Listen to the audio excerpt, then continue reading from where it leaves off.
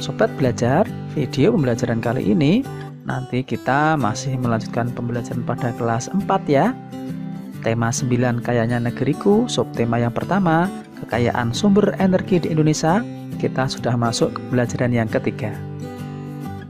Sudah siap dan tetap semangat ya.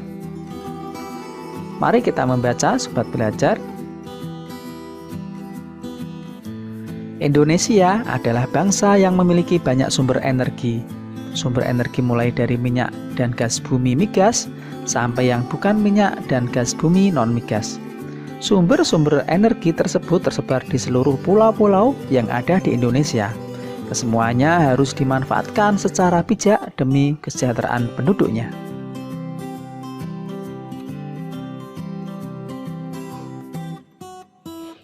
Nah, yang pertama ada sumber energi tidak dapat diperbarui. Sumber energi yang tidak dapat diperbarui merupakan sumber-sumber energi yang akan habis. Sumber energi tersebut juga tidak dapat diperbarui lagi. Pada umumnya, minyak dan gas merupakan sumber energi yang tidak dapat diperbarui. Contoh lain adalah batu bara, gas alam, dan hasil tambang lainnya.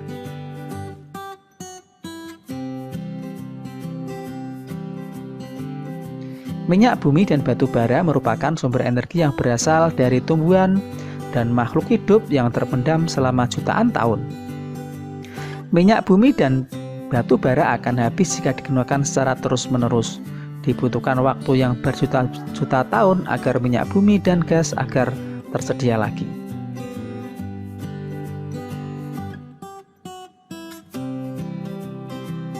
Selanjutnya yang kedua, sumber energi yang dapat diperbarui. Sumber energi yang dapat diperbarui merupakan sumber energi yang tidak akan habis meskipun digunakan secara terus-menerus. Sumber energi ini dapat memperbarui diri.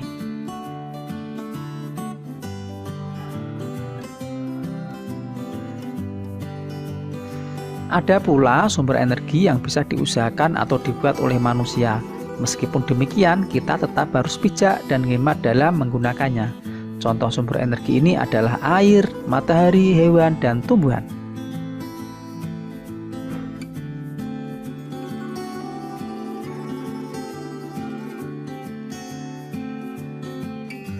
Matahari merupakan sumber energi yang terbesar bagi bumi.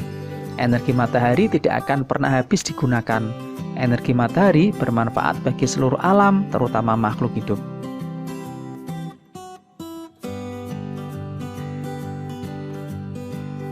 Kegiatan ini akan memudahkanmu memahami manfaat energi matahari bagi kehidupan manusia. Nah, sekarang buatlah peta konsepnya dengan mengisi kolom berikut ya.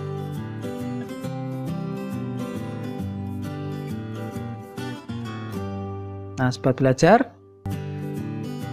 ini peta pikirannya ya, manfaat matahari bagi manusia dan bagi hewan. Kita bahas yang bagi manusia dulu ya. Untuk apa saja? Ya, untuk pembangkit tenaga listrik, untuk kesehatan tulang, bagi energi tanpa batas, dan sebagai proses pengeringan. Selanjutnya, manfaat bagi hewan apa saja sobat belajar?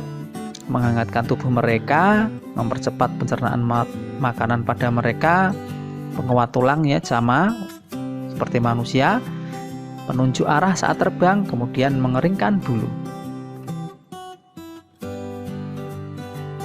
Nah, sekarang bagi alam dan bagi tumbuhan. Untuk yang bagi alam, manfaatnya memberikan suhu hangat bagi lingkungan, membantu proses daur air, mengatur kelembapan lingkungan, penerangan alami, dan pengatur tata surya. Kemudian untuk manfaat bagi tumbuhan apa saja?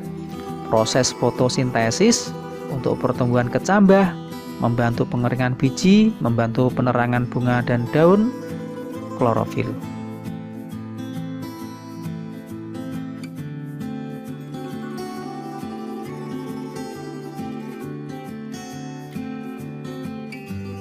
Berdasarkan bacaan di depan, coba identifikasilah sumber-sumber energi yang ada di daerah tempat tinggalmu.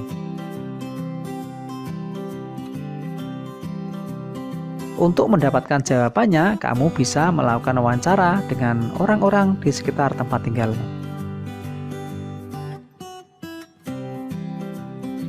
Wawancara itu untuk memperoleh data mengenai sumber-sumber energi yang ada di daerah tempat tinggalmu. Nah, sobat belajar, sebelum kalian melaksanakan wawancara itu apa ya? Wawancara adalah sebuah teknik pengumpulan data-data berupa informasi dari seorang narasumber dengan cara mengajukan pertanyaan-pertanyaan. Wawancara dengan kata lain adalah kegiatan tanya-jawab antara pewawancara dengan narasumber untuk mendapatkan informasi dan opini. Nah, sekarang coba jawablah pertanyaan berikut ya. Siapa narasumber yang akan kamu wawancarai?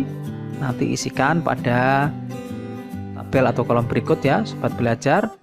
Contohnya narasumbernya orang tua, atau paman, atau bibi, atau teman, atau saudara. Kemudian pertanyaan apa saja yang akan kamu ajukan? Contohnya pertanyaan siapa, nama bapak, kemudian pertanyaan berikutnya, hewan apa saja yang masih dapat dijumpai di lingkungan di sekitarmu. Kemudian yang berikutnya nanti bisa dibaca sendiri ya, sobat belajar, atau kalian bisa membuat sendiri pertanyaan tentang lingkungan. Setelah kalian melakukan wawancara, kalian akan membuat laporan hasil wawancara. Contohnya seperti berikut. Tanggal wawancaranya kapan diisi, kemudian narasumbernya, contohnya Andi, pertanyaannya tadi hewan apa yang kamu jumpai di lingkunganmu, jawabannya ditulis ayam, sapi, kambing, sapi, dan kerbau. Nanti untuk kolom berikutnya bisa diisi sobat belajar. Mudah ya?